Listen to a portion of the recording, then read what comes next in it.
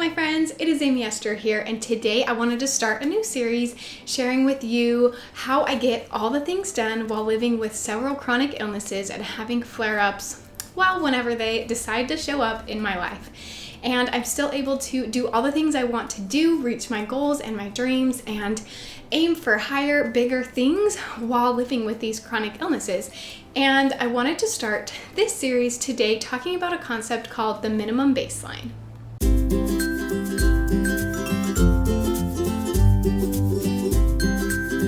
Hey guys, welcome back to my channel.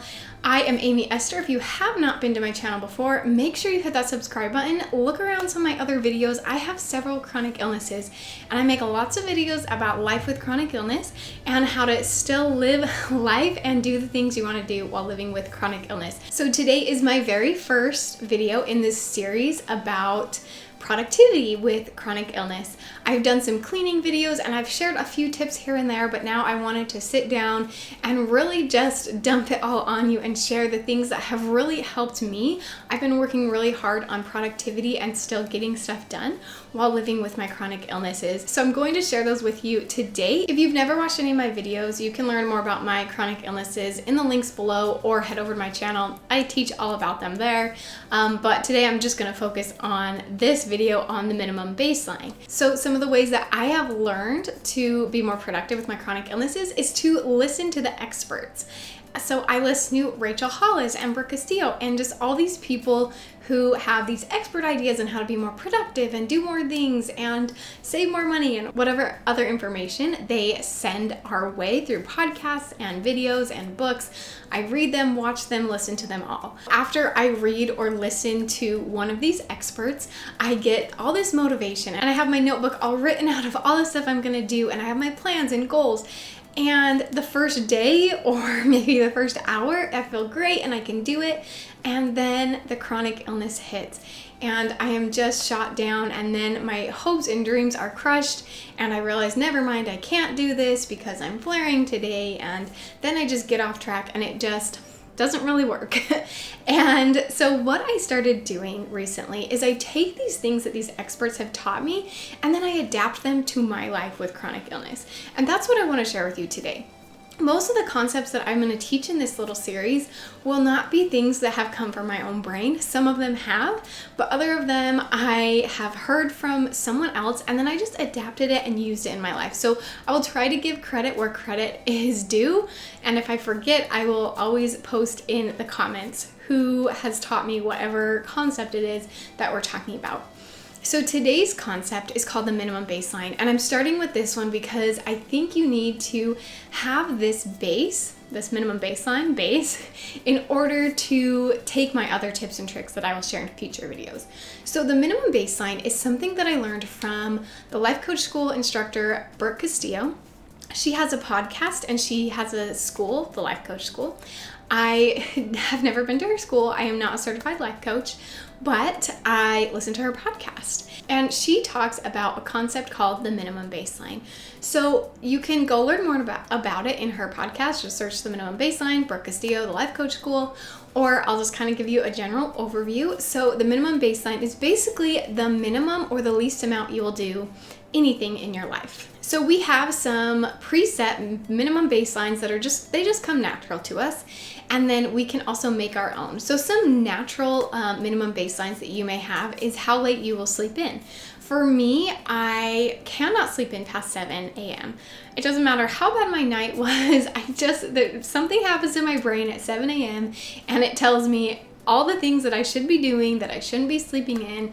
Usually I do wake up around 5 or 6, but I have a minimum baseline of 7, and that's like the farthest I will actually sleep in.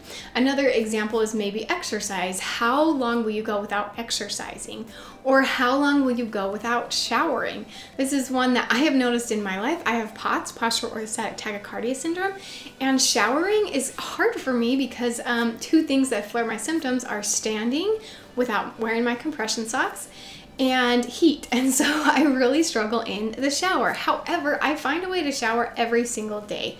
And if I've gone a whole day without showering, I do whatever it takes to shower as soon as possible. So if you don't have a minimum baseline for something, then you can make one yourself and you can consciously make one and then live by that. So the way Brooke teaches this is she suggests that we use the minimum baseline to help ourselves keep the commitments to ourselves. So for example, someone who is struggling to meet their goals of exercising for 5 days a week for 30 minutes, she suggests instead doing 3 days a week for 5 minutes and teaching that person to keep their commitments to themselves. And so that is one reason why this is so powerful.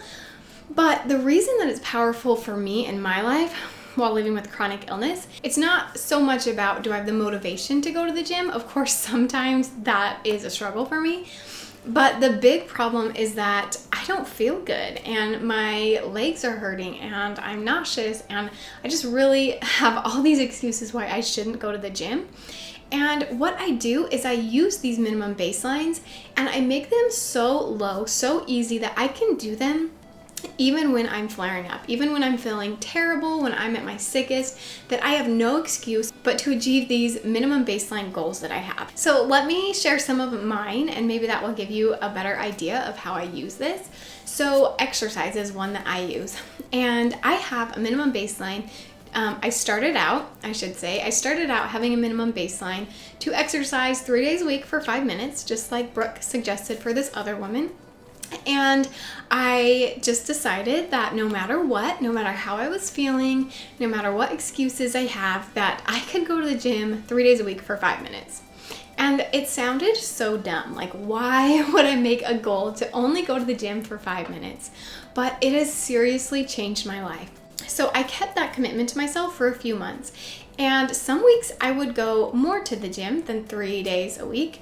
And some days I would work out longer than 5 minutes. In fact, most days I would end up working out more than 5 minutes. And really telling myself I only had to go for 5 minutes helped get my butt to the gym. And then most of the time I would feel better and I'd exercise for 20-30 minutes and then I'd come home and I'd feel amazing. Other times I would honestly only go for 5 minutes. And at first I felt a little judged by the people around me, the people working, watching me come in and then leave 5 minutes later. But I decided it doesn't matter. I don't really care what these people think about me. They don't know me. So at least I'm at the gym. And I would really go for 5 minutes on the days where I was flaring up. If I didn't have time, for whatever reason, I would only go for 5 minutes. And it's really taught me to keep that commitment to myself. And here I am a few months later, and now I have a minimum baseline of exercising 5 days a week for 5 minutes. And this past week especially, I have felt so fatigued, so nauseous, and exercising has actually made me feel a little bit worse with some of these symptoms. It does help other my symptoms, make some of them worse. Anyways, it's a whole thing. You guys know how it is with living with chronic illness. Anyway, so I have not been feeling so good. And honestly, in the past couple weeks, it's been hard for me to stay longer than the 5 to 10 minutes. But it really doesn't matter because the only thing that matters is that I get myself there, I'm keeping that commitment, and I'm doing what I said I would do. Another example, if you want to start a business or a YouTube channel, tell yourself you're just going to work 5 minutes a day on whatever your business or channel or whatever it is that you're working on, or writing a book, I don't know, whatever you want to do. Just tell yourself you're going to work on it for 5 minutes a day. Another example that I have in my life is cleaning. I've decided to make a minimum baseline for myself to keep my house cleaner. So what I thought was, what could I do that would make me feel better, less stressed, make the house look cleaner, but something that I could do when I'm flaring up and I'm feeling exhausted and I just don't have the energy. So I decided that every day I would make my bed, I would wipe down the countertops, and I would vacuum the floors. We don't have a very big house here. It's just almost like a little apartment because we rent out our basement. So it doesn't take me that long to vacuum the house, but it does make me feel a lot better. And wiping down the counters, I just put all the dishes in our sink. We have one of those farmhouse sinks, so it's ginormous. You don't even notice there's dishes in there, but I throw all the dishes in there and then I wipe down the counters. And then every morning I make my bed.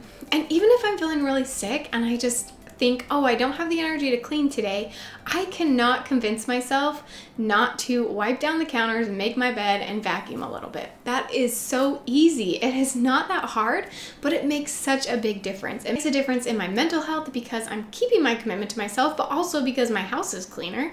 And sometimes it just gets me going and then I can clean longer. That's not the point though, of course. If you only do your minimum baseline, that is still amazing. You're an awesome person. But sometimes it does get me cleaning and making things look a lot better. But most importantly, it makes me feel really good about myself because I'm keeping that commitment that I made. And I have actually increased that minimum baseline as well since I started. That used to be my minimum. Now I also clean up all my daughter's toys between every nap. And that sounds like a lot because she's a toddler and gets into everything. But we just have a bunch of big bins in our living room. You can watch some of my cleaning videos to see kind of how I set things up. But I make it really easy for myself. I just have a bunch of big bins. I just throw all the toys in there. There's no specific organization that they need to be in because she's just going to mess it up the next time she wakes up. So I just throw them all in bins. And then the other thing I've added is that I do the dishes twice a day. Now, dishes have been something that's been really hard for me. And so I didn't want to start with that because I knew that would be daunting. That sounds like way too much for me. So I want you to start with something that's easy. Start with just wiping down the counters and making your bed or whatever it is that you are working on, whether it's building a business or starting a YouTube channel or going to the gym or cleaning your house, whatever it is. Start as small as possible and then you can work your way up.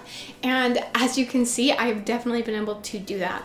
So now I do the dishes twice a day, and for me, dishes have been hard because of standing. I have pots and it makes it really hard to just stand there in one place. But if I do them more regularly, there's less of them, it doesn't take as much time, and so it's actually not only helped my house feel cleaner, but it's helped dishes seem way less like a big deal like they used to be. They used to just be this big daunting task, and now I just have a few dishes to do twice a day and it is not so bad. So I hope this video made sense to you. It's kind of hard to explain the minimum baseline and how I use it in my life, but hopefully this wasn't super confusing and you understand what I'm trying to tell you. So what I want you to do now is to choose whatever it is you want to work on and choose one thing at a time. So start with cleaning or exercising or building your business or writing a book or whatever it is that you want to do, and make yourself a minimum baseline that you cannot talk yourself out of. If it's work on your book for 5 minutes a day, that is great and amazing. If it's work on your book for 1 minute a day, that is amazing. But you just need to have a minimum baseline for whatever goal it is that you're working on. And as you keep this commitment to yourself, you'll be able to grow it to be bigger. You can add more minimum baselines like I have done with cleaning and exercising in my YouTube channel. I did not think that I would have the energy to film 2 videos a week, and now I'm getting close to the point where I can upload 3 videos for you guys, and it's just really exciting to see the little progress that I've made by honestly starting with 5 minutes a day with these things. Sometimes even 5 minutes a couple days a week, and it has seriously changed my life. I hope that this video is helpful for you and that it can help you to achieve your goals. Please let me know below what your goals are. Give this a thumbs up, and I hope you subscribe to my channel so that you don't miss my next video on how to be more productive with your chronic illness. I will see you next time.